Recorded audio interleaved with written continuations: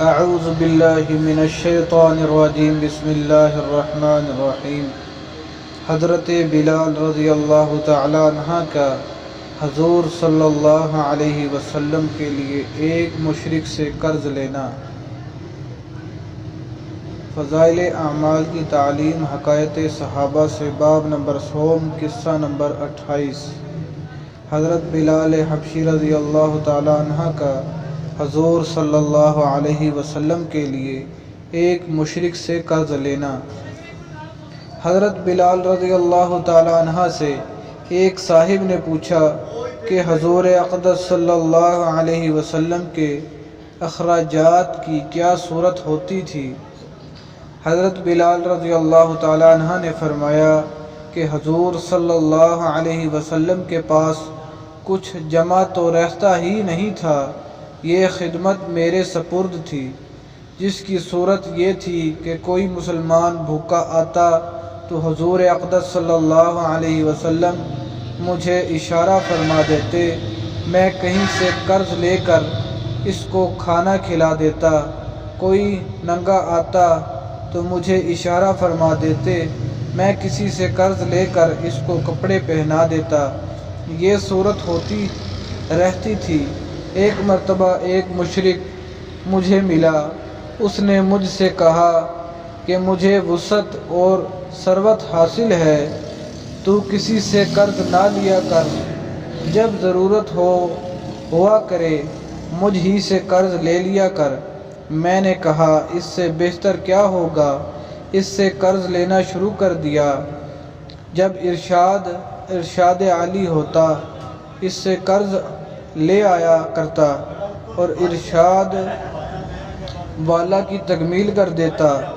ایک مرتبہ وضو کر کے اذان کہنے کے لیے کھڑا ہوا تھا کہ وہی مشرک ایک جماعت کے ساتھ آیا اور کہنے لگا، او حبشی امین، ادھر متوجہ ہو، تو ایک دم بے تحاشا گالیاں دینے لگا اور برا بھلا جو منہ میں آیا کہا اور کہنے لگا کہ مہینے ختم ہونے میں کتنا دن باقی ہے؟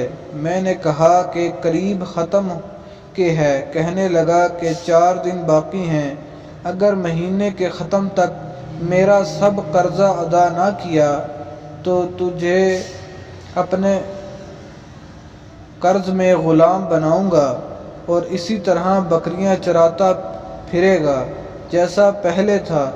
یہ کہہ کر چلا گیا۔ مجھ پر دن بھر جو گزرنا چاہیے تھا وہی گزرا۔ تمام دن رنج و صدمہ سوار رہا اور عشاء کی نماز کے بعد حضور صلی اللہ علیہ وسلم کی خدمت میں تنہائی میں حاضر ہوا اور سارا قصہ سنایا اور عرض کیا، یا رسول اللہ صلی اللہ علیہ وسلم، نہ آپ کے پاس اس وقت ادا کرنے کو فوری انتظام ہے اور نہ کھڑے کھڑے میں کوئی انتظام کر سکتا ہوں، وہ ذلیل کرے گا، اور اس لیے اگر اجازت ہو تو اتنے قرض اترنے کا انتظام ہو میں کہیں روپوش ہو جاؤں۔ جب آپ کے پاس کہیں سے کچھ آ جائے گا میں حاضر ہو جاؤں گا۔ یہ عرض کر کے میں گھر آیا، تلوار لی، ڈھال اٹھائی، جوتا اٹھایا، یہی سامان سفر تھا، اور صبح ہونے کا انتظار کرتا رہا کہ صبح کے قریب کہیں چلا جاؤں گا۔ صبح قریب ہی تھی کہ ایک صاحب دوڑے ہوئے آئے کہ حضور صلی اللہ علیہ وسلم کی خدمت میں جلدی چلو۔ میں حاضر خدمت ہوا تو دیکھا کہ 4 اونٹنیاں جن پر سامان لدا ہوا تھا بیٹھی ہیں۔ حضور صلی اللہ علیہ وسلم نے فرمایا، خوشی کی بات سناؤ کہ اللہ تعالیٰ نے تیرے قرضے کی بے باقی کا انتظام فرما دیا، یہ اونٹنیاں بھی تیرے حوالے اور ان کا سب سامان بھی۔ فسد کے رئیس نے یہ نذرانہ مجھے بھیجا ہے میں نے اللہ کا شکر ادا کیا اور خوشی خوشی ان کو لے کر گیا اور سارا قرض ادا کر کے واپس آیا۔ حضور اقدس صلی اللہ علیہ وسلم اتنے مسجد میں انتظار فرماتے رہے۔ میں نے واپس آ کر عرض کیا کہ حضور، اللہ تعالیٰ کا شکر ہے، حق تعالیٰ نے سارے قرض سے آپ کو سبکدوش کر دیا اور اب کوئی چیز بھی قرضے کی باقی نہیں رہی۔ حضور صلی اللہ علیہ وسلم نے دریافت فرمایا کہ سامان میں سے بھی کچھ باقی ہے؟ میں نے عرض کیا کہ جی ہاں، کچھ باقی ہے۔ حضور صلی اللہ علیہ وسلم نے فرمایا کہ اسے بھی تقسیم ہی کر دے تاکہ مجھے راحت ہو جائے۔ میں گھر میں بھی اس وقت تک نہیں جانے کا جب تک یہ تقسیم نہ ہو جائے۔ تمام دن گزر جانے کے بعد عشاء کی نماز سے فراغت پر حضور صلی اللہ علیہ وسلم نے دریافت فرمایا کہ وہ بچا ہوا مال تقسیم ہو گیا یا نہیں۔ میں نے عرض کیا کہ کچھ موجود ہے، ضرورت مند آئے نہیں، تو حضور صلی اللہ علیہ وسلم نے مسجد ہی میں آرام فرمایا۔ دوسرے دن عشاء کے بعد پھر حضور صلی اللہ علیہ وسلم نے فرمایا، کہو جی کچھ ہے؟ میں نے عرض کیا کہ اللہ جل شانہ نے آپ کو راحت عطا فرمائی کہ وہ سب نمٹ گیا۔ حضور صلی اللہ علیہ وسلم نے اللہ جل جلالہ کی حمد و ثنا فرمائی۔ حضور صلی اللہ علیہ وسلم کو یہ ڈر ہوا کہ خدا نخواستہ موت آ جائے اور کچھ حصہ مال کا آپ صلی اللہ علیہ وسلم کی ملک میں رہے۔ اس کے بعد گھروں میں تشریف لے گئے اور بیویوں سے ملے۔ فائدہ: اللہ والوں کی یہ بھی خواہش رہتی ہے کہ ان کے ملک میں مال و متاع کچھ نہ رہے۔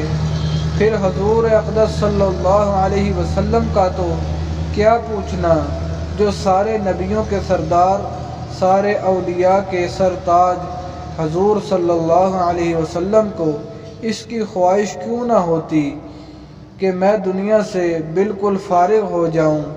میں نے متعبر ذرائع سے سنا ہے کہ حضور اقدس مولا شاہ عبد الرحیم صاحب رائے پوری نور اللہ مرقدہ کا یہ مقولہ تھا کہ جب نذرانوں کی رقم کچھ جمع ہو جاتی تو اہتمام سے منگوا کر سب تقسیم فرما دیتے، اور وصال سے قبل تو اپنے پہننے کے کپڑے وغیرہ بھی اپنے خادم خاص حضرت مولانا شاہ عبد القادر صاحب رحمۃ اللہ علیہ ملازمہ کو دے دیے تھے اور فرمایا تھا کہ بس اب تم سے مستعار لے کر پہن لیا کروں گا۔ اور اپنے والد صاحب رحمۃ اللہ علیہ کو میں نے بارہا دیکھا کہ مغرب کے بعد جو کوئی روپیہ پاس ہوتا وہ کسی قرض خواہ کو دے دیتے کہ کئی ہزار کے مقروض تھے، اور یہ فرمایا کرتے کہ یہ جھگڑے کی چیز میں رات کو اپنے پاس نہیں رکھتا۔ اس نوع کے بہت سے حالات اکابر کے ہیں، مگر یہ ضروری نہیں کہ ہر شیخ کا ایک ہی رنگ ہو۔ مشائخ کے الوان مختلف ہوتے ہیں، اور چمن کے پھولوں میں ہر پھول کی سیرت ممتاز ہوتی ہے۔ اللہ تعالی عمل کرنے کی توفیق عطا فرمائے، آمین۔